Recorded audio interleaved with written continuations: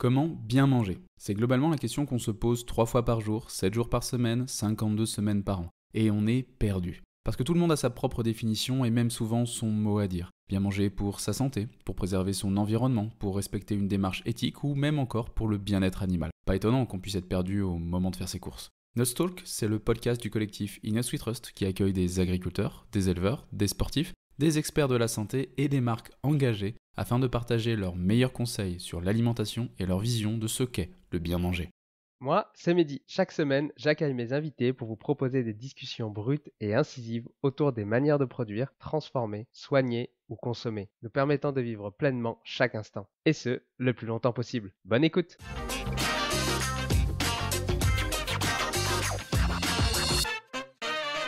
On vous dévoile le véritable coût de l'agriculture. Marc Dufumier est un agronome français passionné par l'agroécologie et le développement agricole durable. Spécialisé dans l'étude des modèles agricoles, il a longtemps enseigné à AgroParisTech. Inspiré dès son adolescence par les crises alimentaires internationales, il a orienté ses recherches et ses enseignements vers l'agroécologie, prônant des pratiques agricoles qui maximisent l'utilisation des ressources naturelles gratuites, comme la lumière solaire et l'azote de l'air, tout en minimisant l'emploi de produits chimiques nuisibles. Marc critique sévèrement l'agriculture intensive, qui a un impact négatif sur la biodiversité et la santé humaine. Il est crucial d'éduquer le public et les décideurs publics sur ces questions. Comment les pratiques agricoles peuvent-elles influencer la santé humaine? Que faut-il mettre en place pour restaurer la biodiversité pour une alimentation équilibrée et exempte de toxiques? Marc partage tout son savoir dans ce dernier épisode de Nutstalk. N'oublie pas de t'abonner. Bonne écoute! Aujourd'hui, on se retrouve avec Marc Dufumier. Bonjour Marc, comment ça va aujourd'hui? Bonjour, ça va bien vous-même? Ça va très bien, merci. Alors Marc, vous êtes agronome français, passionné par l'agroécologie et le développement agricole durable. Vous avez longtemps enseigné à AgroParisTech et vous êtes reconnu pour vos travaux sur le système agraire, leur impact sur l'environnement et la santé. Moi, j'aimerais commencer par une première question. C'est quoi un système agraire? Le système agraire, en fait, c'est un concept, hein. C'est une façon d'analyser les situations agraires concrètes en termes de système. Et donc, on regarde à la fois, évidemment, l'écologie, les conditions écologiques, les conditions socio-économiques, les techniques agricoles, bien évidemment. Et donc, l'idée de système agraire, c'est d'analyser les interactions qu'il peut y avoir au sein des écosystèmes, entre des espèces domestiques et des espèces sauvages, entre des espèces animales et des espèces végétales, les micro-organismes et ce genre de choses. En fait, c'est une analyse systémique où on s'intéresse aux interactions entre les éléments constitutifs de ces situations agraires concrètes. Et c'est un concept qui aide à comprendre des situations agraires concrètes. Et pourquoi on fait ça? C'est quoi le but derrière? Alors en général, le but, c'est de pratiquer un diagnostic, c'est-à-dire que quand il y a des situations qui ne vont pas très bien, des situations agraires qui ne vont pas très bien, l'idée d'un ingénieur agronome, c'est de voir qu'est-ce que vous pourrez faire pour que ça aille mieux. Alors mieux, c'est peut-être un jugement de valeur qui n'est pas justement le fait de l'agronome, mais du citoyen. Mais oui, l'idée, c'est d'avoir un diagnostic très objectif sur les situations actuelles pour éventuellement, est-ce qu'il faut aller à contre-courant? Est-ce qu'il faut bifurquer? Est-ce qu'il faut sinon on va droit dans le mur?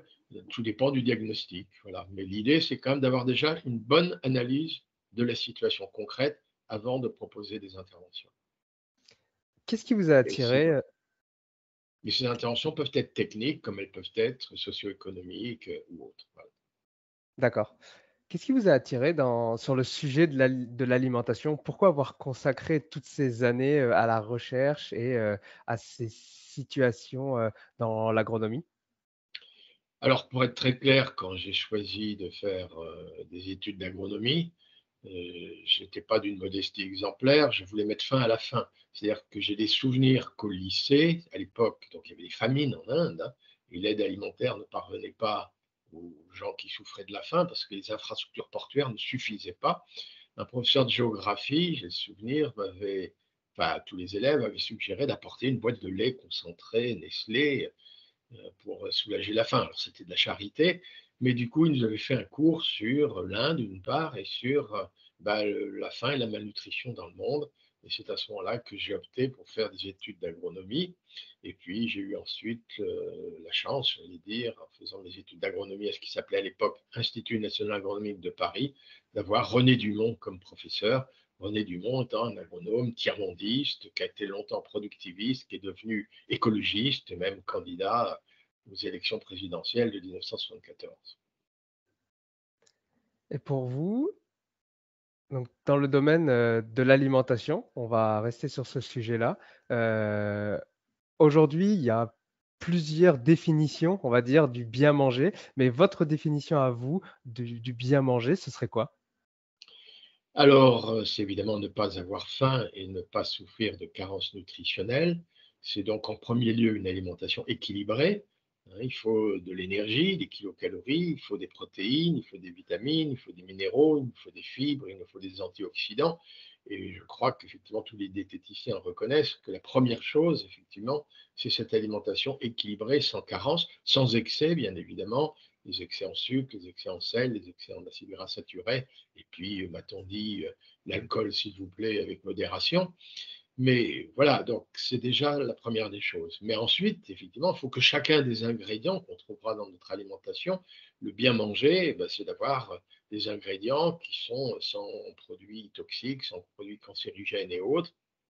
Et ça, c'est décisif. Sans antibiotiques dans la viande, sans perturbateurs endocriniens dans les fruits, légumes et les céréales.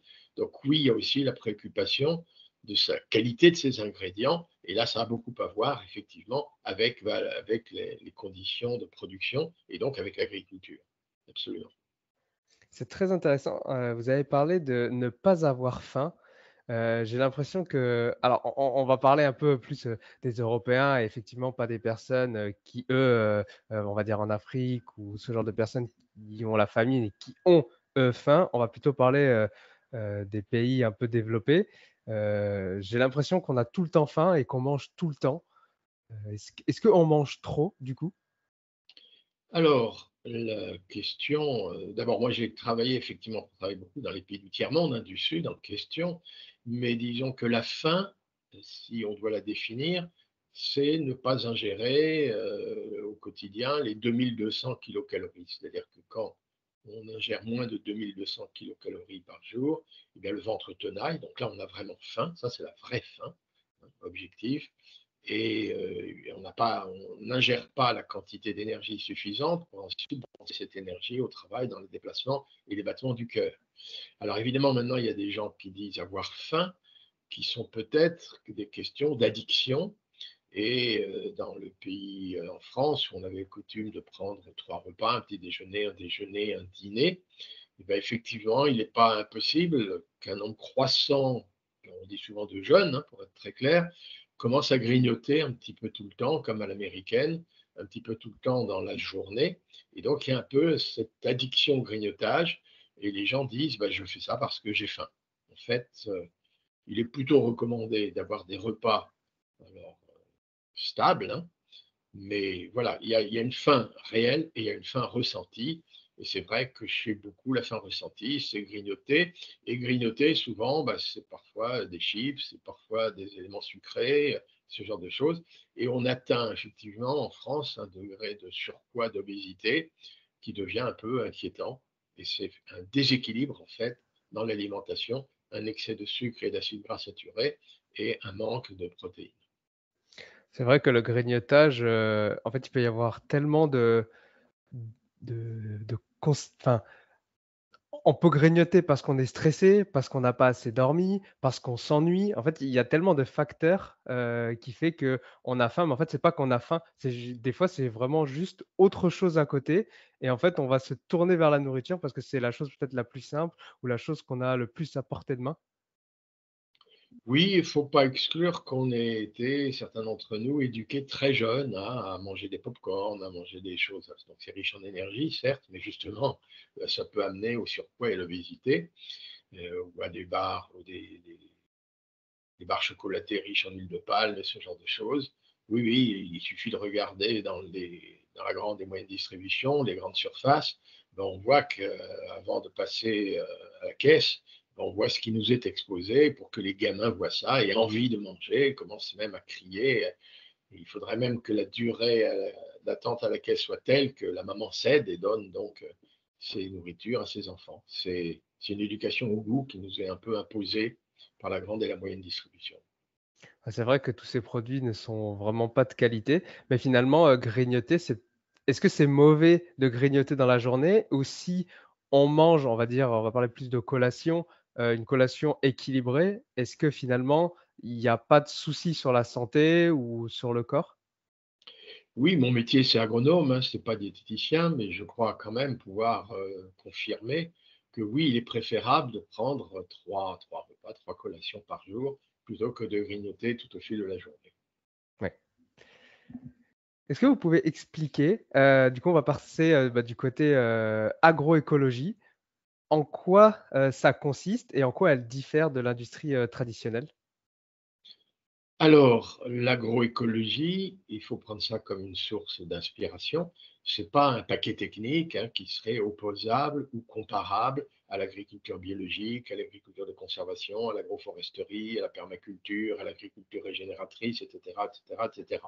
C'est plutôt une source d'inspiration qui a des fondements scientifiques, c'est-à-dire la discipline de ce que j'appelle les agroécologues, hein, donc ces scientifiques, qui essayent de nous rendre intelligibles, de rendre intelligible au plus grand nombre la complexité de ces écosystèmes agricoles, de ces écosystèmes qui ne sont plus complètement naturels, qui ont été aménagés par les agriculteurs pour favoriser la croissance et le développement d'espèces domestiques, hein, animales ou végétales ou autres, et ils l'ont donc simplifié pour favoriser la croissance et le développement de ces espèces. Et quand on simplifie un écosystème, on a tendance à le fragiliser, tous les écologues pourront dire ça. Donc l'écosystème agricole, qui n'est plus complètement naturel, qui est plus simplifié que beaucoup d'écosystèmes naturels, se doit quand même de préserver un certain nombre d'équilibres écologiques. Et voilà, l'agroécologie, je dirais, c'est cette source d'inspiration. Quand on comprend bien ces choses-là, on peut commencer à faire des choix techniques en matière agricole qui relèvent de cette agroécologie scientifique avec différents objectifs. Les objectifs, eux, c'est évidemment nourrir correctement, durablement l'humanité tout entière. Je reviens sur l'alimentation équilibrée, mais là, plus encore, l'agriculture est concernée, faire en sorte que nos ingrédients eh bien, ne soient pas toxiques. Et en particulier aujourd'hui, les deux principales préoccupations, c'est la présence d'antibiotiques dans la viande et le fait que nous développons des antibiorésistances. Le médecin nous prescrit un antibiotique, là, éventuellement, ça n'a aucun effet, parce qu'il y a déjà la bactérie pathogène résistante à l'antibiotique qui prolifère, et elle prolifère d'autant plus que les autres bactéries concurrentes ont été éliminées par l'antibiotique. Donc, c'est des déséquilibres écologiques à l'échelle de notre microbiote. Il faut éviter ça. Et donc, il nous faudrait éviter de fréquenter des antibiotiques au quotidien, en particulier dans la nourriture et plus particulièrement dans la viande. Et puis, une autre inquiétude pour les plus jeunes, je ne le cache pas, c'est qu'on le prédit à ces plus jeunes, à ceux qui ont été exposés depuis in utero, hein, exposition de la femme enceinte, jusqu'à la fin de la croissance, une exposition régulière, ce n'est pas tant la dose que la régularité d'exposition, eh bien, aux jeunes qui ont été exposés à ces perturbateurs endocriniens à ces âges-là, on leur prédit une espérance de vie en bonne santé, peut-être d'une dizaine d'années inférieure aux gens de ma génération, moi qui ai des cheveux blancs et qui donc n'était pas exposé à ça quand j'étais fœtus. Donc, ce sont les perturbateurs endocriniens parmi lesquels il y a un grand nombre de résidus pesticides, que ce soit dans l'eau du robinet, que ce soit dans la nourriture. Et donc aujourd'hui, il y a effectivement urgence de faire en sorte que notre agriculture ne contamine pas les eaux de surface, ne contamine pas les eaux souterraines, pour qu'on ne soit pas contraint de dépolluer ces eaux si on veut qu'elles soient potables. Et évidemment, pas de pesticides, s'il vous plaît, pas de résidus pesticides dans la nourriture, dans les ingrédients. Ça me paraît absolument urgent. Est-ce qu'il y a des études qui démontrent que, l'exposition aux pesticides, à tous ces choses néfastes, ont une augmentation du nombre de cancers, sur, l'homme? Alors, les études des endocrinologues, hein, donc c'est une discipline qui n'est pas non plus complètement la mienne, même si je suis évidemment obligé de lire attentivement leurs travaux. Mais oui, les relations de cause à effet, c'est-à-dire l'enchaînement de relations de cause à effet, de fait que quand on côtoie, quand on boit ou qu'on mange ces perturbateurs endocriniens, et là je parle des perturbateurs endocriniens d'une façon générale, eh bien, le dysfonctionnement de nos glandes endocrines nos glandes hormonales, et plus particulièrement la thyroïde, se traduisent par des maladies du vieillissement prématuré. Donc évidemment, c'est des effets plutôt à moyen long terme, mais que notamment, alors ça peut être des cancers, cancer du sein, cancer de la prostate, on décide, ça peut être aussi la leucémie, et ça peut être des maladies neurodégénératives, Alzheimer, la perte de mémoire, Parkinson, les tremblements. Là, je dirais que oui, c'est parfaitement démontré. Et la question ensuite, c'est de savoir, dans notre nourriture, quels sont les perturbateurs endocriniens et est-ce qu'il s'agit bien de ces résidus de produits pesticides. Évidemment, il ne s'agit pas de tous les résidus pesticides, mais de certains d'entre eux. Et la réponse là est catégorique. Oui, par exemple, le métabolite de la biodégradation du glyphosate, ce fameux désherbant à large spectre, est bien un perturbateur endocrinien. Là aussi, c'est parfaitement démontré. Et par contre, je m'interdis de vous dire que c'est un cancérigène avéré, parce que pour le scientifique, avéré, ça veut dire statistiquement avéré. Or, il nous faudra peut-être attendre 50 ans, 60 ans, 80 ans pour pouvoir comparer nos moyennes d'âge. On ne connaît même pas encore la moyenne d'âge, la moyenne statistique, la moyenne d'âge d'apparition de ces maladies pour ma génération. Et donc, évidemment, il va falloir comparer avec les plus jeunes. Il faudra encore attendre longtemps. Donc, on ne peut pas dire c'est statistiquement avéré, mais c'est à la moins démontré. Le mot probable, qui est donc le mot le plus fréquemment employé, de ce point de vue-là, est un peu trompeur. Qu'on dit probable, ça veut dire que oui, c'est démontré, mais ce n'est pas encore statistiquement avéré. Je crois qu'il est urgent de dire, si, c'est quand même bien démontré. Alors évidemment, rappelez-vous, il y a peut-être une quarantaine d'années, quand on a autorisé et prolongé la durée d'autorisation du chlordécone en Martinique et en Guadeloupe, ce n'était pas encore statistiquement avéré. Aujourd'hui, c'est un drame, c'est clair. L'apparition des cancers de prostate en particulier est vraiment prématurée, et ça, c'est statistiquement avéré aujourd'hui. Un peu comme le réchauffement climatique qui nous avait été prédit il y a 30-40 ans, eh bien, aujourd'hui, oui, c'est statistiquement avéré. Il ne faut pas attendre qu'il soit statistiquement avéré pour appliquer le principe de précaution quand c'est clairement démontré.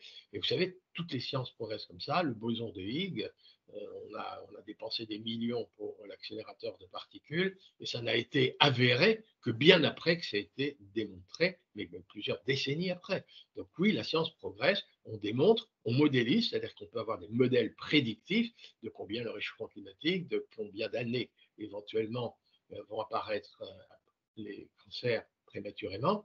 Mais oui, c'est toujours démontré, modélisé avant d'être avéré. Je reviens à l'agroécologie. Concrètement, la différence entre une agriculture, on va dire, raisonnée et durable et une agriculture conventionnelle, c'est quoi? Alors on peut partir, sur, d'abord de l'agriculture et puis, on verra peut-être après avec, les animaux. Mais d'abord déjà l'agriculture, quelles sont les différences concrètes qu'il y a entre les 2 aspects?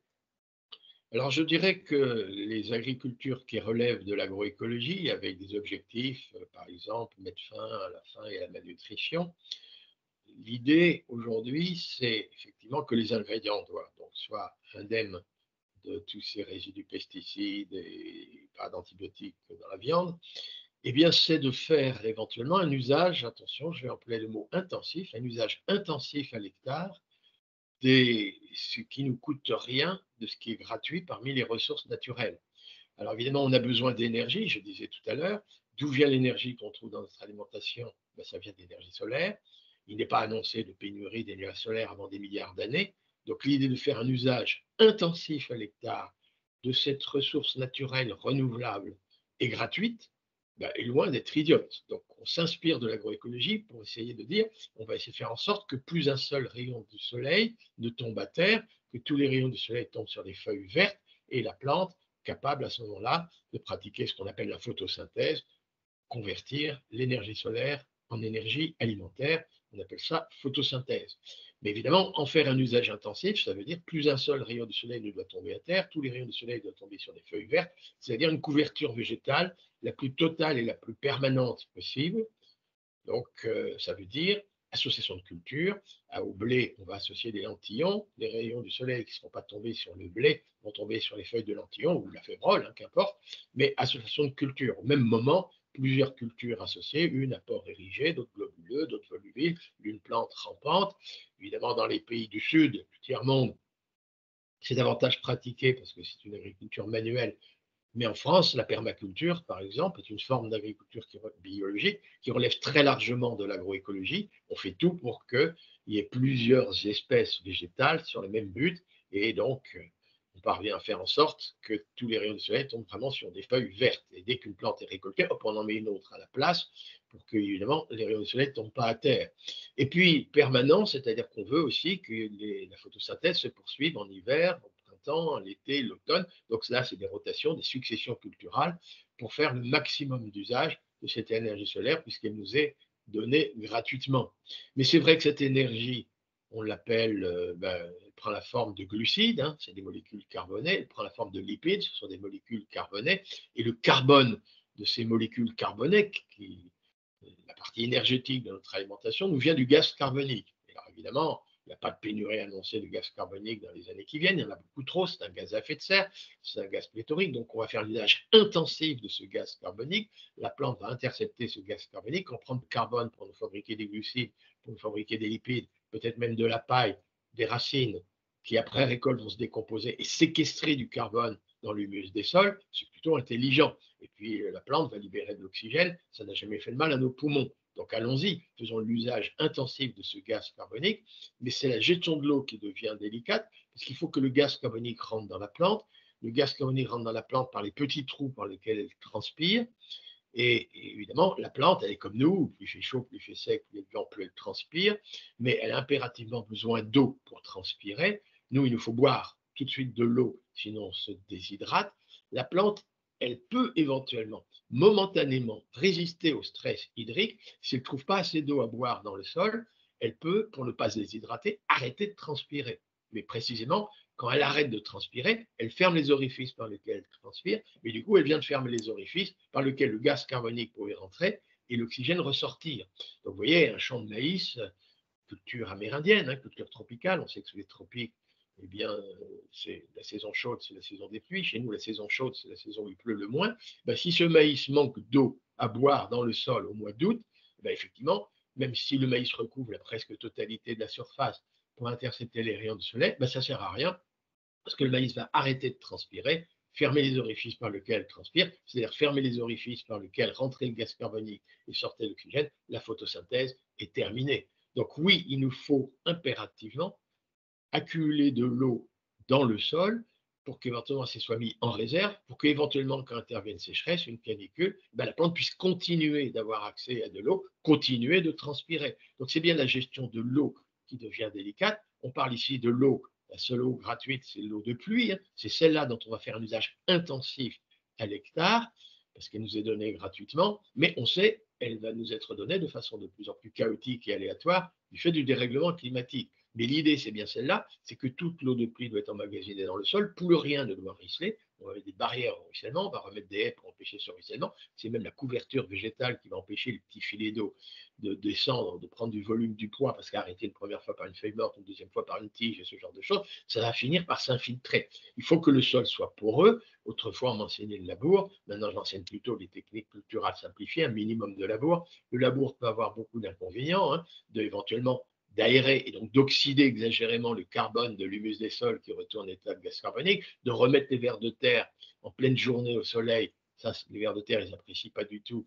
Ils sont la nuit, évidemment, à la surface du sol, mais dès que la lumière apparaît, bon, creusent leur galerie et vont dans le sol, ben, les remettre à la lumière, ce n'est pas très intelligent. D'autant plus que c'est précisément les vers de terre, en creusant des galeries, qui vont nous rendre ce sol poreux et favoriser l'infiltration et non pas le ruissellement. Et puis ensuite, ben, effectivement, toute eau qui s'est infiltrée, on veut qu'elle soit retenue à hauteur des racines. C'est l'humus, enfin, c'est l'argile et l'humus qui retient l'eau dans un sol, mais on ne peut pas enrichir un sol en argile. Un sol sableux restera un sol sableux. On peut l'enrichir en humus, un sol limoneux aussi. C'est 50% de carbone, 5-6% d'azote. Donc c'est le problème des résidus organiques qu'on met dans le sol avec un bon équilibre entre des molécules carbonées, c'est plutôt les pailles et les racines de ce qu'on appelle les céréales, les tubercules et autres, et de l'azote, ce sont souvent les feuilles et les racines des plantes qu'on appelle des légumineuses, les légumineuses étant des plantes qui sont capables effectivement d'intercepter l'azote pour nous fabriquer des protéines. Mais voilà, donc c'est un bon dosage carbone-azote, donc c'est plutôt du fumier, le carbone de la paille et l'azote de l'urine, plutôt que du lisier. Le lisier, l'azote va rejoindre des algues vertes sur le littoral, c'est pas très astucieux. Et donc oui, voilà, il faut une agriculture qui va combiner les cycles du carbone, la photosynthèse, et les cycles de l'azote. Les cycles de l'azote c'est très important parce que c'est aussi la source de protéines. On a besoin tous les jours de protéines parce que c'est les constituants des tissus du corps humain, hein, la peau, les os, les muscles et ce genre de choses. Il nous faut en manger tous les jours parce que tout ça s'use, ça repart éventuellement dans nos urines, l'azote repart dans nos urines, et donc il faut renouveler ça. Mais où trouve-t-on l'azote? C'est dans l'air, 79% d'azote dans l'air que vous respirez, vous et moi, il n'y a pas de pénurie annoncée avant des siècles, on va en faire un usage intensif. Mais soyons clairs, fabriquer des protéines riches en azote, des molécules riches en azote, eh ben, c'est coûteux en énergie. Et là, il y a bien deux méthodes. L'agriculture industrielle, par exemple, on veut qu'un blé soit riche en protéines pour qu'il soit facilement panifiable, on veut lui apporter des engrais azotés de synthèse, l'urée, l'ammonitrate, le sulfate d'ammonium, engrais azotés de synthèse fabriqués avec de l'énergie fossile, gaz naturel, russe par exemple, norvégien, gaz naturel liquéfié très coûteux. Donc ça, évidemment, c'est désuet, d'autant plus que c'est coûteux en énergie fossile, que l'épandage de ces engrais azotés de synthèse est très émetteur de protoxyde d'azote, un gaz réchauffant 290 fois plus réchauffant que le gaz carbonique en équivalent carbone. Donc on va éviter ça. Et donc par contre, il y a des plantes, les fameuses légumineuses dont je parlais tout à l'heure, qui sont capables de nous fournir des protéines végétales pour l'alimentation humaine, pour l'alimentation animale, avec l'énergie solaire. C'est-à-dire que ces légumineuses pratiquent la photosynthèse, sont capables de produire des glucides, mais il y a un microbe, une bactérie, qu'on appelle rhizobium, qui s'incruste dans la racine de la plante, se goinfre des glucides photosynthétisés par la plante et utilise cette énergie pour intercepter l'azote, fabriquer les premières briques des protéines, on appelle ça acides aminés, et refile ça à la légumineuse. Les légumineuses, si vous voulez nourrir des herbivores, vous appelez ça luzerne, trèfle, sainfoin, lotier, vesse. Si vous voulez nourrir des cochons ou des volailles, appelez ça soja, mais vous pouvez appeler ça aussi pois fourragé, lupin, févrole. Et puis, si vous voulez nourrir des humains, n'oubliez pas les légumes secs riches en fibres, moins de cancer du côlon, appelez ça lentilles, pois chiches, haricots, petits pois. Enfin, on ne manque pas, dans aucun pays du monde, de plantes de l'ordre des légumineuses capables de nous fournir des protéines et qui ont l'avantage, je vous le dis tout de suite, c'est qu'après récolte, dans la racine, effectivement, de la légumineuse, il y a encore des nodosités avec ces bactéries riches en azote et ça fertilise le sol en azote pour la culture qui va suivre dans la rotation. Voilà un cours d'agroécologie, excusez-moi, mais les formes d'agriculture, donc, c'est association de culture, c'est associer des plantes riches en carbone, céréales et tubercules avec plutôt des légumineuses. Alors, si on ne les associe pas en même temps, ce sera au moins dans les rotations de culture. Retrouver, par exemple, en France, une plus grande autosuffisance protéinique, moins importer de soja transgénique en provenance du Brésil, sachant que quand on veut nourrir, nous, des cochons, des volailles, surtout bas de gamme, avec du soja brésilien, on contribue à la déforestation au Brésil, c'est pas très sérieux. Donc oui, notre mode d'alimentation peut contribuer. Donc, vous voyez que je plaide pour une agriculture plutôt intensive plutôt qu'une agriculture extensive, parce que si l'agriculture extensive, c'est celle qui a besoin de plus d'extension, c'est pas grave, on va déforester la forêt amazonienne, la forêt de Bornéo, la forêt congolaise, ou même assécher ce qui nous reste d'humide encore dans le marais Poitevin, c'est absolument stupide. Donc, maintenir des réserves naturelles, ça veut dire effectivement pratiquer une agriculture intensive avec terre, mais en faisant l'usage intensif de ce qui ne coûte rien, de ce qui est gratuit, l'énergie solaire, l'eau de pluie, le carbone du gaz carbonique, l'azote de l'air. Et par contre, pour les éléments minéraux, plus on en prend dans le sol pour nourrir des plantes et nous nourrir nous-mêmes, plus il faut envisager d'en remettre. Et là, la grande inquiétude, c'est pas tant le calcium, les falaises calcaires, il y en a pour encore des millénaires, mais c'est le phosphate. On nous annonce que les mines de phosphate, d'ici les 3-4 décennies prochaines, le coût d'exploration et d'exploitation va devenir hyper coûteux. Mais on peut trouver quand même des éléments minéraux en sous-sol, dans la roche-mère, qui est altérée tous les jours. Et quand ces éléments minéraux sont altérés, ce n'est peut-être pas accessible à la racine de blé. Et du coup, les éléments minéraux vont, avec un nappe phréatique, s'écouler progressivement vers la mer.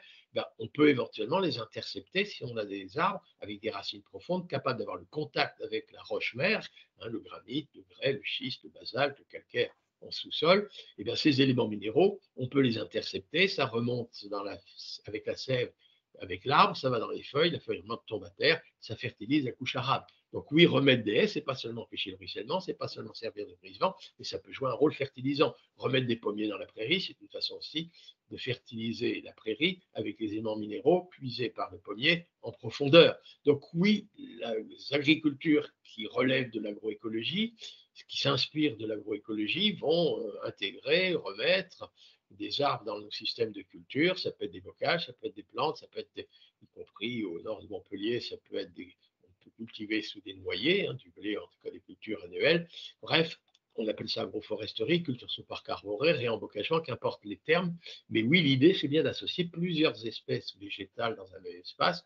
Et en plus, je ne vous cache pas que ces associations-là, alors y compris, il y a des champignons mycorhiziens aujourd'hui. Alors, vous connaissez la truffe, vous êtes sans doute gourmet. Eh ben, vous avez des champignons mycorhiziens qui s'incrustent dans la racine de l'arbre, qui se goinfrent, donc des glucides photosynthétisés par l'arbre, vont développer un mycélium extrêmement fin pour aller intercepter encore davantage les éléments minéraux quand la roche mère est altérée, et aussi parfois des plantes annuelles qui sont, pareil, piqués ou entourés par ces champignons mycorhiziens à l'échelle des racines. Les champignons mycorhiziens se goinfrent des glucides, développent ce mycélium, c'est évidemment extrêmement fin, et vont aller chercher les éléments minéraux, cette fois qui sont coincés dans les argiles, qui étaient autrefois dans la roche, et quand le sol s'est constitué, ces éléments minéraux ont été coincés dans les argiles, mais les champignons mycorhiziens parviennent à débusquer tout ça, et donc à la fois les éléments minéraux, aussi de l'eau coincée dans les argiles, et refilent ça à la plante dont il avait tiré l'énergie. Donc vous voyez que l'agroécologie, c'est la discipline qui étudie toutes ces interactions entre les êtres vivants, les êtres végétaux et animaux, les sauvages et les domestiques, les micro-organismes, les champignons, les bactéries et ce genre de choses. Donc l'agroécosystème, c'est pas seulement cultiver une plante, c'est vraiment prendre en compte toutes ces interactions entre le milieu physique et le monde vivant et toutes ces interactions au sein du monde vivant. Eh bien oui, on peut, en s'inspirant de tout ça, pratiquer des formes d'agriculture qui font l'usage intensif des écouteurs gratuits. Et du coup, c'est génial parce que précisément, il n'y a plus de résidus pesticides. La haie héberge les pollinisateurs, la haie héberge les cirques ou les coccinelles qui vont s'attaquer aux pucerons, vous ne mettrez plus de pesticides. La bande enherbée en bas, les carabes, les hérissons s'attaquent aux limaces, vous ne mettrez plus d'insecticides. Les mésanges bleus s'attaquent aux papillons de nuit, vous aurez des pommes qui n'auront pas de verre de pomme et qui n'auront pas de pesticides. Oui, c'est effectivement ça qui nous permet de nourrir correctement et durablement l'humanité tout entière à des faibles coûts monétaires. Alors, par contre, Je vais juste revenir à, c'est intensif en emploi. un petit peu parce que c'est vraiment hyper intéressant et il y a eu énormément d'informations et je voudrais juste un petit peu résumer. Donc, ce que vous dites, c'est qu'il vaut mieux favoriser du coup une agriculture intensive plutôt que extensive parce qu'effectivement, extensive, on va venir raser les forêts pour venir faire des monocultures qui vont peut-être abîmer les sols. Est-ce que j'aimerais bien qu'on parle un petit peu de ça et ensuite qu'on parte un peu plus dans l'agroécologie et plus du coup les bénéfices que ça a. Ben, précisément, extensif, donc c'est des agricultures qui nécessitent de plus grandes extensions, et du coup ça va à l'encontre des réserves naturelles, et on oublie un peu que si l'Asie, aujourd'hui considérée comme très densément peuplée, eh bien cette Asie, si elle est densément peuplée, a su conserver des forêts vierges pendant très longtemps, celles qu'on est en train de déforester aujourd'hui, justement, pour faire de l'huile de palme, faire des palmiers à huile ou de l'EVA, eh bien c'est parce que très tôt, les Asiatiques ont inventé la rizière, qui était capable, effectivement, sans aucune jachère, cultivée tous les ans, d'intercepter les rayons du soleil. Ça, c'est vraiment, sans jamais prononcer le mot d'agroécologie, c'est vraiment la prise en compte des interactions. La rizière héberge les canards, la rizière héberge les poissons, la héberge les escargots, des grenouilles, des sources de protéines, des interactions des cyanobactéries qui fertilisent le sol en azote. Je ne vais pas vous faire un cours complet d'agronomie, mais oui, c'est génial, quoi. Et donc, l'agriculture intensive, si on veut nourrir une population croissante,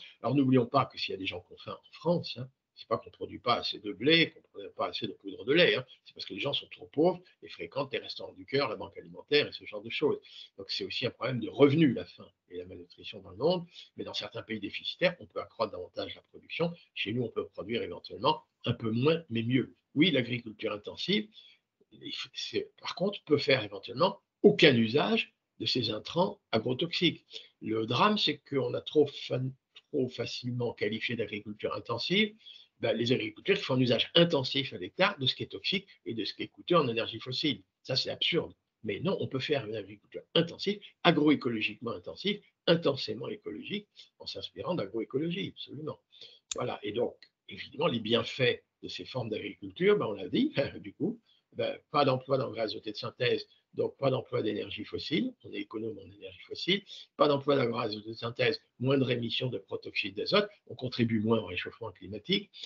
Fabriquer de l'humus dans le sol, séquestrer du carbone, c'est moins de gaz carbonique dans l'atmosphère, c'est une moindre contribution, c'est donc même une atténuation du réchauffement climatique, ce sont des règlements.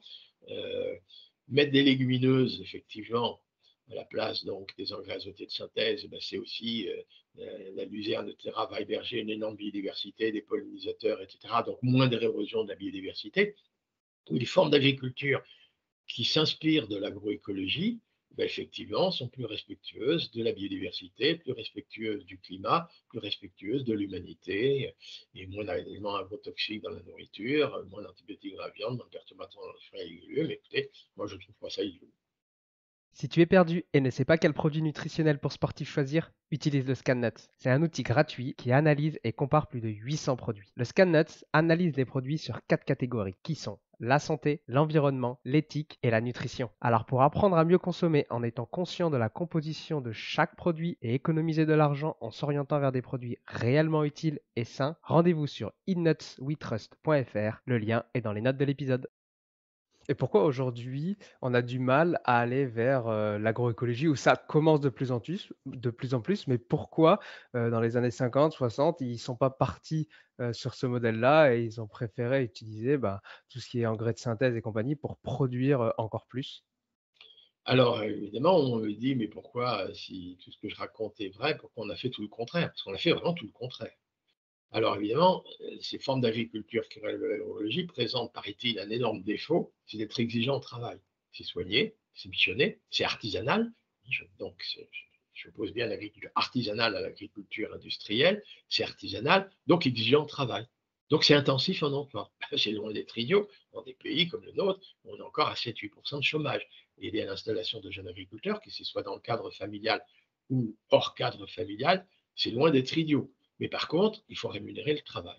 Et voilà la raison pour laquelle on a fait tout le contraire, c'est que la grande et moyenne distribution, les agro-industries, pour conquérir des parts de marché, veulent à tout prix vendre au moindre coût. Je parle de moindre coût monétaire pour conquérir des parts de marché. Donc, exigent de la part des agriculteurs des produits standards, produits massivement à grande échelle. Donc, spécialisez-vous en céréales si vous êtes dans le bassin parisien, spécialisez-vous dans le lait si vous êtes en Bretagne, et là, vous nous ferez de la poudre, mais les systèmes diversifiés, ceux qui justement s'inspirent de l'agroécologie et qui peuvent être exigeants au travail, excusez-nous, remplacer des gens par des machines, maintenant c'est les robots de traite, s'il vous plaît, c'est la moissonneuse batteuse de grande largeur, retirez les haies, parce que sinon vous aurez du mal à laborer dans les coins pour faire à grande échelle. Et donc oui, au nom de produire toujours au moindre coût en termes monétaires pour conquérir des parts de marché, que ce soit sur notre marché intérieur ou que ce soit à l'exportation, nous avons spécialisé, nous avons motorisé, nous avons robotisé, nous sommes en train de droniser, nous avons chimisé exagérément l'agriculture. Celui qui désherbait a été remplacé par du désherbant, certes en moindre coût de travail, mais par contre les coûts, c'est les coûts cachés. C'est que, évidemment, c'est les cancers prématurés, c'est les Alzheimer prématurés, c'est les algues vertes sur le littoral breton, c'est le coût des pollutions, donc qu'on n'ait pas de polluants dans notre eau potable. Les coûts n'apparaissent pas dans le prix du produit, mais ils apparaissent néanmoins au quotidien. Et moi, je n'arrive même pas à mesurer en termes monétaires le fait que la jeune génération va avoir des maladies chroniques prématurées, ce mal-être de pouvoir poursuivre, même si l'espérance de vie reste la même, de poursuivre avec un cancer, une chimiothérapie pendant plus longtemps, je ne parviens même pas à le mesurer en termes monétaires. Donc oui, il nous faut rester intelligent. N'oublions pas ces coûts cachés, externalités négatives des économistes. Mais oui, cette compétition sur le marché mondial et sur les marchés nationaux et sur les marchés locaux nous aboutit au fait que on a fragilisé exagérément nos écosystèmes avec tous les inconvénients sanitaires et écologiques en question. Est-ce que l'innovation, du coup, n'est pas, la marche à suivre? Est-ce qu'on devrait plutôt, rester, sur, la conservation de ce que nos ancêtres nous ont appris et ne pas innover? Alors, il m'arrive de dire, y compris, je crois l'avoir dit, il va nous falloir remettre des haies, il va falloir remettre des animaux sur la paille pour fabriquer du fumier, éviter le lisier qui s'écoule vers le littoral, donc réassocier agriculture, élevage. On va donc Ben voilà, ça fait un peu retour en arrière. Donc, on m'a souvent dit, ah, Monsieur Dufumier, c'est très intéressant ce que vous racontez, hein, voilà, mais c'est bien l'âge de pierre, hein, c'est bien ça, c'est bien la bougie. Ami, Monsieur Dufumier, j'entends ça encore fréquemment. Eh ben non, c'est très moderne. Nos grands-mères ne savaient peut-être pas ce que c'était qu'un champignon mycorhizien, et néanmoins, peut-être que les variétés, c'est les paysannes sélectionnées au cours des siècles, eh ben, peut-être étaient justement accueillantes pour ces fameux champignons mycorhiziens. Ils étaient peut-être tolérantes à un grand nombre d'insectes prédateurs et d'agents pathogènes, et du coup, ces variétés n'avaient pas besoin de tous les produits ancides en question. Donc oui, on va devoir réhabiliter et des variétés anciennes, et pareil pour les animaux, des races animales anciennes, quand elles ne sont pas complètement disparues, parce que malheureusement, il y a parfois eu déjà beaucoup d'extinctions dans la biodiversité. Et donc, oui, on va devoir peut-être même réhabiliter des savoir-faire anciens. Et pourtant, l'agriculture qui relève de l'agroécologie va être hyper moderne, hein. On va évidemment pouvoir inoculer, réinoculer ou réactiver les champignons mycorhiziens du sol, les rhizobiums pour la fixation biologique de l'azote de l'air, et ce genre de choses. Oui, oui, l'agriculture moderne inspirée de l'agroécologie va peut-être réhabiliter des savoir-faire anciens tout en étant hyper moderne. En réintégrant, les variétés anciennes, est-ce qu'il n'y a pas des risques, qu'elles soient plus fragiles, par rapport aux maladies, aux insectes, que l'on peut trouver? Et c'est pour ça qu'on a un peu aujourd'hui, les OGM qui permettent un peu de renforcer la plante. Est-ce que du coup c'est bénéfique ou est-ce qu'il y a un risque en réintroduisant, ces variétés anciennes d'arriver à nourrir, toute la population?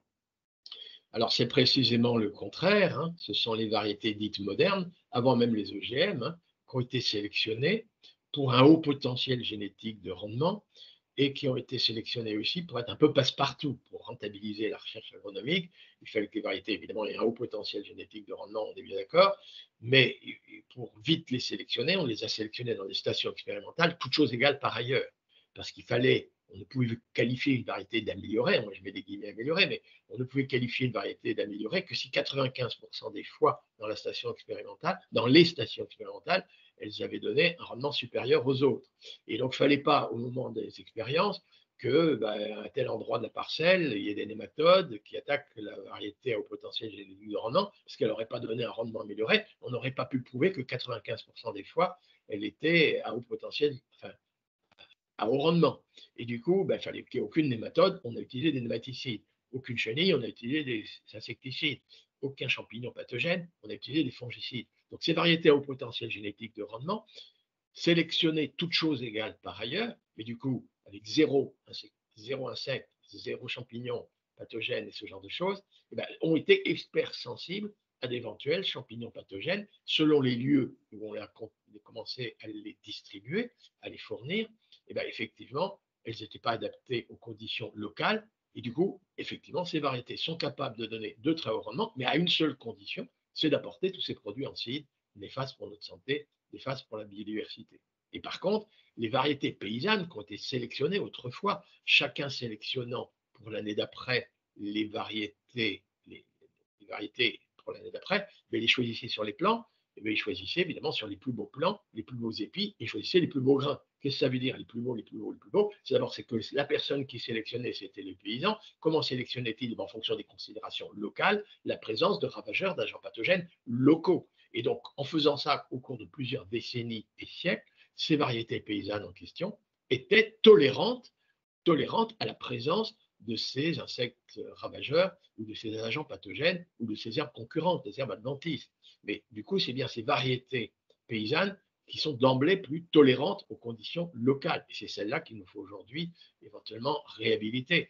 Et quand vous avez des insectes piqueurs-suceurs qui piquent et sucent les sèves, souvent les paysans vont sélectionner, en le sachant ou pas, mais de fait, des variétés plutôt velues, c'est-à-dire que les insectes piqueurs et suceurs sont un peu empêchés de piquer et sucer la sève à cause des problèmes des poils. Quand c'est des chenilles, au contraire, feuilles lisses, les papillons déposent son œuf, ça tombe à terre. Et aujourd'hui, avec l'agroécologie scientifique, on progresse encore davantage.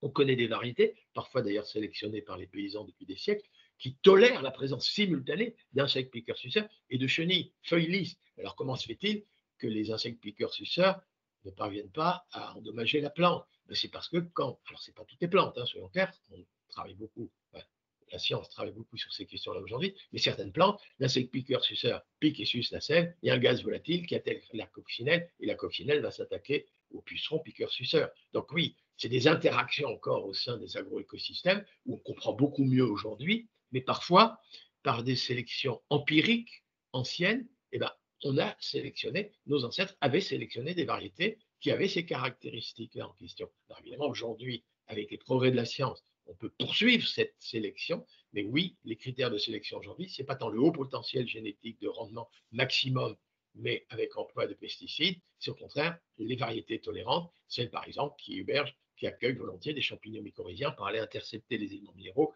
coincés entre les argiles. Ben, ces variétés-là sont plutôt des variétés paysannes, parce que les variétés au potentiel génétique de rendement, c'est celles qui justement supportaient les fongicides, qui ont détruit les champignons utiles.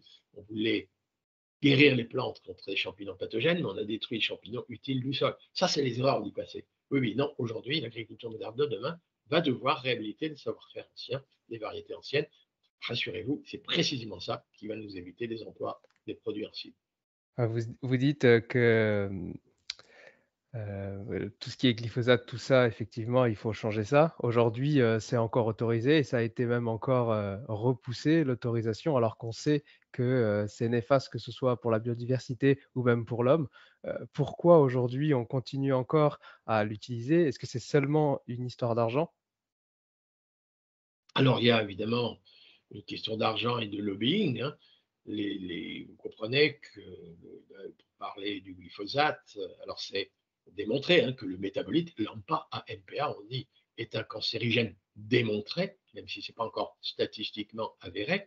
Ben, effectivement, les lobbies, si vous appelez Bayer, par exemple, ben, ils vont dire que ce n'est pas avéré. Et donc, ils arrivent à convaincre des politiques, ils arrivent à convaincre des commissions, on va attendre que ce soit avéré.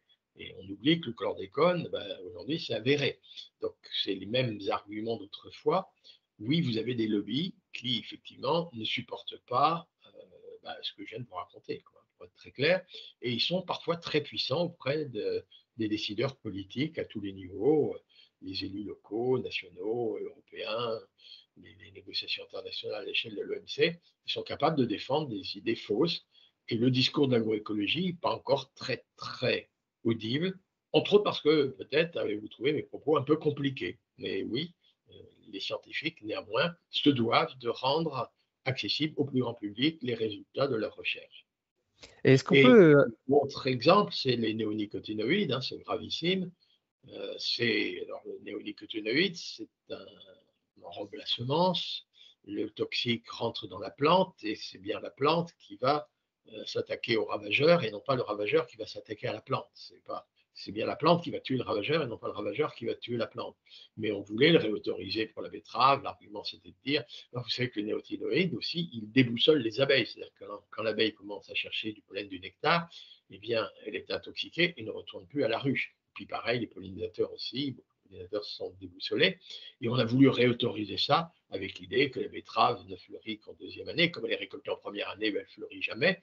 Mais sauf que oui, les plantes adventices, les plantes juste à côté, ben, elles sont aussi intoxiquées. Et donc, oui, l'enrobage des semences pour la betterave avait des effets et a des effets néfastes sur la pollinisation du colza, sur la pollinisation du tournesol, de ce fait-là. Donc oui, il faut arrêter ça, quoi.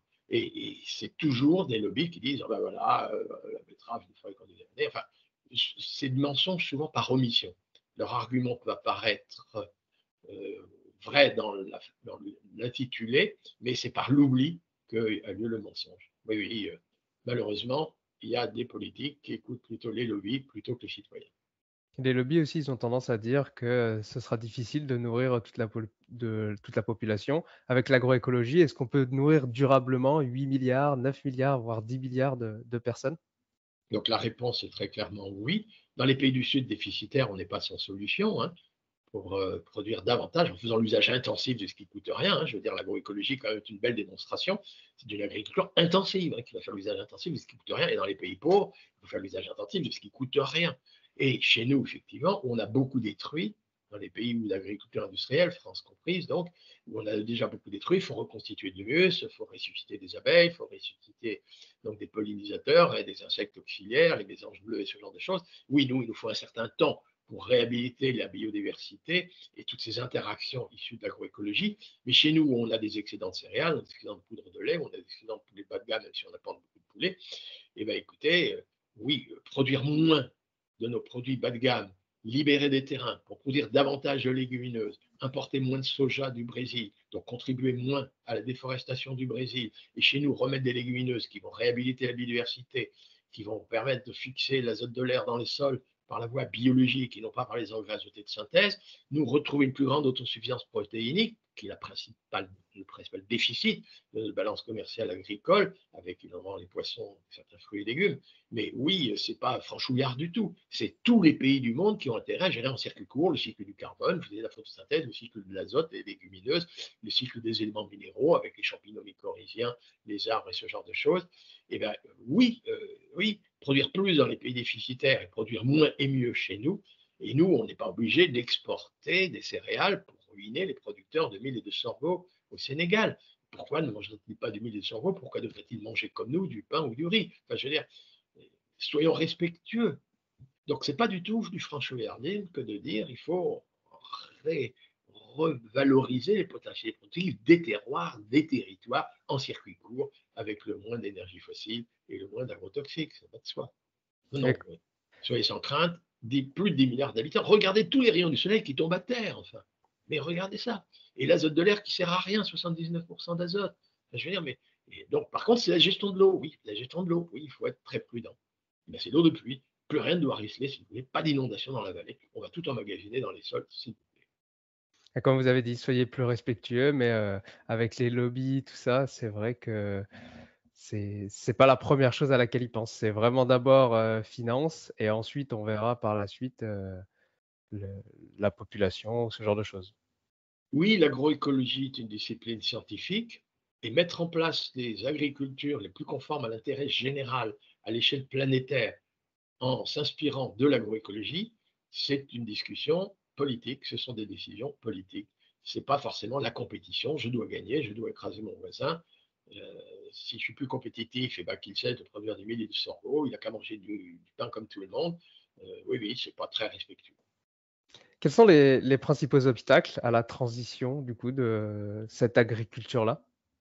Ben déjà un peu une révolution culturelle. Il faut que déjà l'immense majorité des citoyens soient convaincus de ce que je viens de vous dire. Donc ça veut quand même dire effectivement que les scientifiques, plutôt que tous les scientifiques ne restent pas dans leur tour d'ivoire. Vous en avez qui s'expriment longuement pour s'exprimer là-dessus. Mais oui, je pense qu'il nous faut rendre accessible au plus grand public, aux citoyens, quand on fait ses choix de biens consommés, la relation qu'il y a entre agriculture et consommation, entre agriculture française et agriculture des autres pays, que ce soit le Brésil ou que ce soit le Sénégal, qu'on ait une compréhension des systèmes agraires. On revient sur le concept des systèmes agraires. L'agriculture agraire, ce n'est pas que l'agricole, c'est ça et des rapports sociaux. C'est oui, qu'on ait une vision un peu systémique et que les citoyens s'emparent de ça, la société civile s'empare de ces questions, on change nos comportements de consommateurs, les parents d'élèves exigent de l'alimentation bio pour que les gamins n'aient pas de perturbateurs endocriniens, puisque c'est à ces âges-là que c'est plus néfaste. Les élus locaux, du coup, s'engagent à faire en sorte que la restauration collective ça assure un prix rémunérateur à des producteurs qui, eux, pratiquent une agriculture relevant de l'agroécologie et une alimentation locale. Et puis, effectivement, des associations, Terre de Liens, qui essayent d'installer des jeunes agriculteurs pour pratiquer une agriculture labellisée bio et accès comme à des terrains malgré le peu de capitaux. Et puis, effectivement, on commence à dire, on va peut-être devoir mettre des droits de douane à l'importation de soja. Ça ne fait pas de tort aux Brésiliens, parce que les pauvres Brésiliens, ceux qui désherbaient, ceux qui ont été remplacés par du désherbant, ne peuvent même pas acheter leur soja, parce que le Brésil exporte son soja pour nourrir nos cochons, parce que nos cochons sont plus riches que les Brésiliens en chômage. Enfin, je veux dire, il y a des moments, il faut qu'à l'OMC, donc c'est peut-être le Parlement européen, c'est peut-être le Parlement national, c'est évidemment tous nos élus, mais les élus, vous savez, ils sont très attentifs, parfois trop attentifs aux pressions des lobbies, mais ils peuvent être attentifs quand même, parce qu'il y a quand même peut-être des élections, au désir des citoyens. Donc oui, je pense que c'est à la société civile de s'emparer de tous ces sujets et de ne pas se laisser embobiner. Ah oui, votre remettre des haies, là, refaire du fumier, c'est un retour en arrière, c'est ami, c'est du passé. Non, non. L'agriculture dont on parle, là, c'est qui pourrait nourrir correctement, durablement l'humanité tout entière. Elle est plus artisanale, j'en conviens, elle est moins industrielle, ça c'est vrai, mais elle est moderne, elle est savante, elle est fondée. Est-ce qu'il faudrait avoir des cours à l'école, dès le plus jeune âge pour, essayer de Oui, sensibiliser les personnes et oui, qu'elles oui. Le comprennent un peu jardinage à mieux les enjeux? l'école, l'éducation à la saisonnalité et au goût, c'est déjà de repérer une lentille qui commence à grimper sur une céréale. Ah, c'est beau, alors c'est pas seulement beau, mais justement, bah, ça peut vivre ensemble. La céréale va nous produire des grains et la lentille a trouvé un tuteur. Et ça va nous trouver des grains riches en protéines, le premier riche en carbone, les légumineuses en azote, ben voilà, c'est équilibré. Et puis après, on peut mettre des plantes rampantes qui vont intercepter des rayons de soleil. Oh là là là. Oui, oui, redécouvrir la nature, redécouvrir la saisonnalité, redécouvrir les goûts en fonction de la saisonnalité. Et puis, effectivement, dans les choses qu'on a peut-être assez peu discutées, mais l'intérêt de manger local aussi, c'est que quand une tomate est consommée peu de temps après sa récolte, ben, elle est riche en vitamine A, elle est riche en précurseurs, en tout cas de vitamine A, en antioxydants, ce genre de choses. Ben, c'est loin d'être idiot. Oui, oui, il nous faut rééduquer à tout ça depuis très tôt. On a d'ailleurs fait, un épisode, là-dessus avec Anthony Berthoud qui explique un peu les bienfaits, des aliments. Chers auditeurs, je vous invite à aller l'écouter, c'est l'épisode numéro 4 du podcast. Alors on a bien compris que, l'agroécologie, ça donnait, de meilleurs produits, une meilleure rémunération. C'était vraiment plus durable pour tout le monde. Mais, moi j'entends beaucoup, «C'est plus cher, de mieux manger, de mieux consommer, alors, comment je fais?» Ben, un produit artisanal, effectivement, soigné, bichonné et autres, est plus exigeant en travail. Il nous faut donc rémunérer ce travail. Et du coup, c'est vrai qu'un consommateur aisé, par exemple, soucieux de sa santé, bah, est prêt peut-être à acheter un produit de terroir et un produit labellisé biologique un peu plus cher qu'un produit issu de l'agriculture industrielle. Et donc, bah, l'agriculteur sera correctement rémunéré pour le surtravail puisque le consommateur l'achète. Mais du coup, la question devient, ah oui, et donc l'alimentation de qualité issue des agricultures qui relèvent de l'agroécologie ne serait accessible qu'aux bourgeois bohèmes, à ceux qui sont riches. Et du coup, qu'est-ce qu'on fait pour les couches modestes? Est-ce qu'ils sont condamnés à manger des perturbateurs endocriniens et manger des viandes riches en antibiotiques? Évidemment, c'est insupportable de raconter ça. Et donc, oui, il nous faut rendre accessibles de très bons produits aux couches modestes. Et il n'y a pas d'autre issue que de rémunérer les agriculteurs, le surtravail des agriculteurs, de ces formes artisanales d'agriculture, de rémunérer pour leurs services environnementaux. Et si possible, par la voie contractuelle. Il y a des techniques qui permettent de séquestrer du carbone dans les sols. C'est évidemment moins d'érosion, c'est moins d'inondations dans la vallée, c'est moins de contribution au réchauffement climatique parce qu'on séquestre du carbone. C'est d'intérêt général. Ben, c'est aux contribuables de payer. Remettre des légumineuses, moins importer de soja du Brésil, moins déforester le Brésil, restituer des légumineuses chez nous avec des effets favorables sur la biodiversité, sur la fixation biologique de l'azote, sur moins d'engrais azotés de synthèse, moins d'émissions de protoxyde d'azote, c'est d'intérêt général. Je suis prêt à rémunérer un agriculteur qui met des légumineuses, met des infrastructures écologiques, des haies à haute tige avec des maisons bleues qui vont s'attaquer aux papillons de nuit, et cela, c'est moins de pesticides, c'est d'intérêt général. Ben, dites-moi à quel coût vous mettez en place ces infrastructures écologiques, vous mettez en place ces légumineuses et vous mettez séquestrer du carbone, ces techniques en question. Et par la voie contractuelle, on rémunère correctement l'agriculteur, qui serait plus un paysan qui réclame des aides qu'on va verdir avec des conditionnalités, il faudra remplir des colonnes, ce genre de choses. Non, c'est par la voie contractuelle, droit dans vos bottes, vous nous rendez un service d'intérêt général et on vous rémunère au juste prix. Et bien du coup, les bons produits qui résultent de ces formes d'agriculture seraient produits davantage et deviendraient accessibles aux couches modestes. Accessibles aux couches modestes et des agriculteurs correctement rémunérés. Ben voilà, c'est simple. Qu'est-ce qu'on attend? Ouais, je suis bien d'accord. Après, il faut aussi que le consommateur, il prenne conscience aussi de mieux consommer parce qu'aujourd'hui, de mémoire, le budget moyen sur l'alimentation, il représente 15 du budget, ce que je trouve qui est vraiment, c'est ridicule. On accorde beaucoup plus d'importance, alors je dis pas que les loisirs ne sont pas importants, mais on accorde plus d'importance au confort, aux loisirs, plutôt qu'à une bonne alimentation qui, au final, est le reflet de notre santé et de la longévité.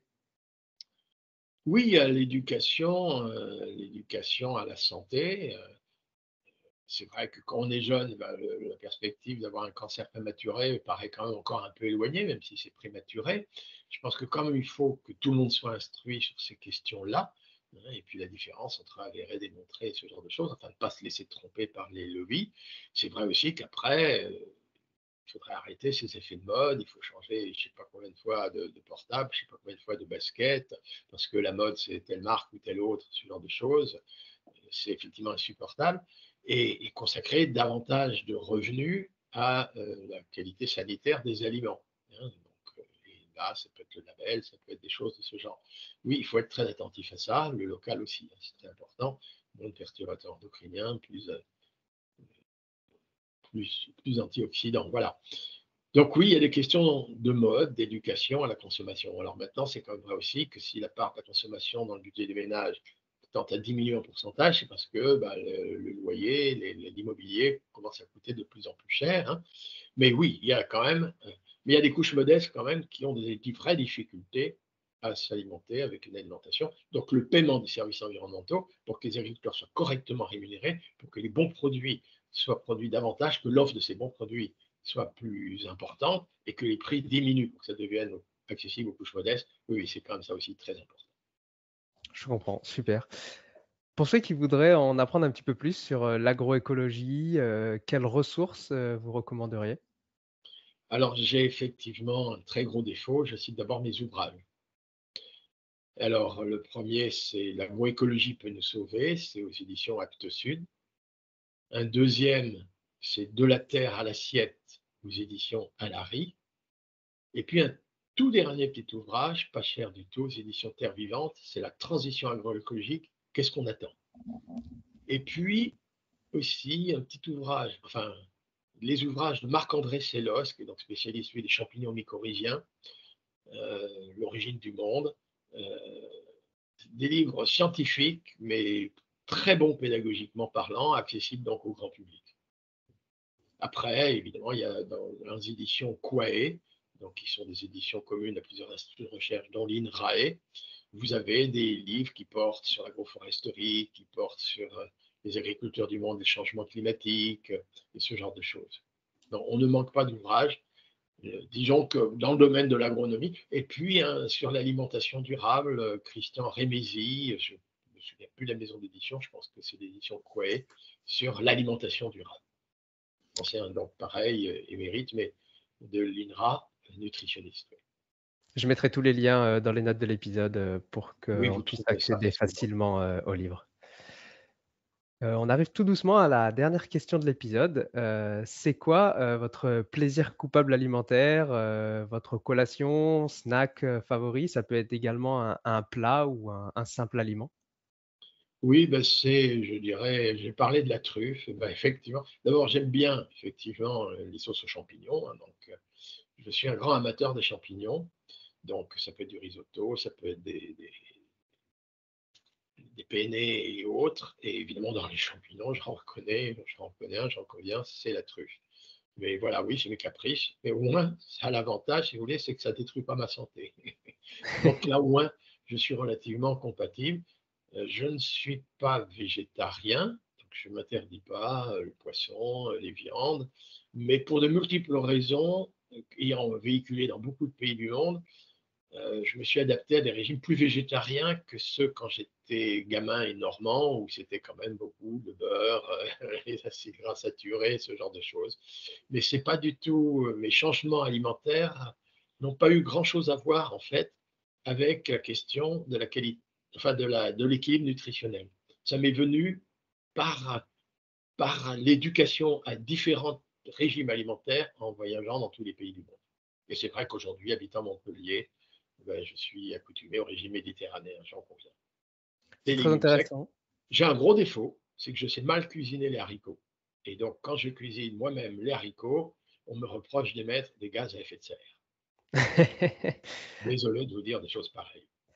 Ah, ça rejoint ce que dit Anthony Fardier avec son discours de manger vrai et végétal, pas le plus possible, mais un, un maximum, quoi, et réduire sa proportion de viande et augmenter sa proportion de végétaux. Voilà. Je l'ai fait non pas pour des raisons scientifiques, même si scientifiquement je confirme ce qui vient d'être dit, mais plutôt pour des questions d'avoir mangé asiatique, d'avoir mangé polynésien, d'avoir mangé normand aussi, bien sûr, mais méditerranéen, nordique et autres. Eh ben, merci beaucoup, Marc, en tout cas, pour votre temps, pour vos explications. C'était un épisode extrêmement enrichissant. J'espère que, chers auditeurs, vous avez appris énormément de choses. Si les personnes, elles veulent un petit peu plus de Marc Dufumier, en plus des livres, est-ce que on peut vous suivre quelque part? Je n'ai pas de blog ni de site personnel, mais sur les réseaux sociaux quand même, vous mettez Marc Dufumier, vous rajoutez YouTube, vous trouvez tout de suite des conférences. J'ai publié au moment du salon d'agriculture une tribune dans Le Monde qui explique un petit peu tout ça. Oui, oui, on trouve assez vite, hein, assez vite, facilement. Eh ben, merci beaucoup. Je vous souhaite Voilà, bah, une écoutez, bon excellente appétit. journée. Merci, et ben, à vous aussi, et puis peut-être à une prochaine. Merci d'avoir écouté jusqu'au bout. Si l'épisode t'a plu, laisse-nous une note 5 étoiles et un commentaire sur ton application de podcast préférée. Ça fait toujours chaud au cœur de recevoir vos retours. Et si tu veux améliorer ton alimentation, mais que tu ne sais pas quel aliment ou complément choisir, rends-toi sur notre comparateur en ligne entièrement gratuit sur innutswetrust.fr. Tu trouveras le lien dans les notes de l'épisode. À bientôt. Maintenant, tu le sais.